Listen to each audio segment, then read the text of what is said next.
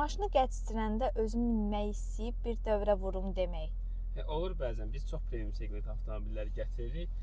Onu da avtobusdan düşürən zaman bəzən özüm də iştirak edib avtomobillər sürürəm. Müştəri üçün maşını hərrajdan aldıqdan sonra geri qaytarmaq istəmək.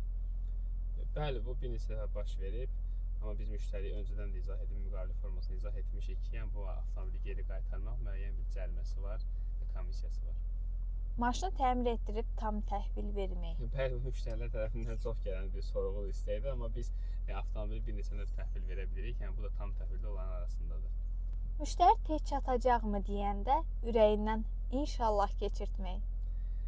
Bu çox standart bir şeydir ki, əslində biz müştəriyə GPS tracking veririk, onun vasitəsilə izləyir, amma ona baxmayaraq yenə bizdən soruşur, biz də məcburən yenə də eyni şey baxıb cavablandırırıq. Müştərinin məmnun mesajını oxuyanda içində bax buna dəyərdi demək. Bəli, bu bir neçə baş verib ki, hansı biz bir müştərinin üzərində həftələrlə, aylarla işləmişik, avtomobil axtarmışıq, sonra tapmışıq, o məmnuniyyət mesajını görəndən sonra demişik ki, yaxşı ki, bu adama biz maşını aldıq. Ofisdə müştəriyə bir dənə qısa zəng vurum, məlumatlandırım deyib 40 dəqiqə danışmaq. Bəli, bu başıma gələn ən çox hallardan biridir. Müştəriyə məsələn zəng edib demək ki, bəs maşınınızı artıq Port limana çatmalı olur, hazırlaşın falan. Müştəri başlayır təmirdən, DP-dən çıxır. Yəni bütün sualları A-dan Z-yə qədər təzədən göz önündən keçirib məcburən cavab veririk. Komandamızın WhatsApp icmamızda paylaşdığı hərrajlardan faydalanmaq.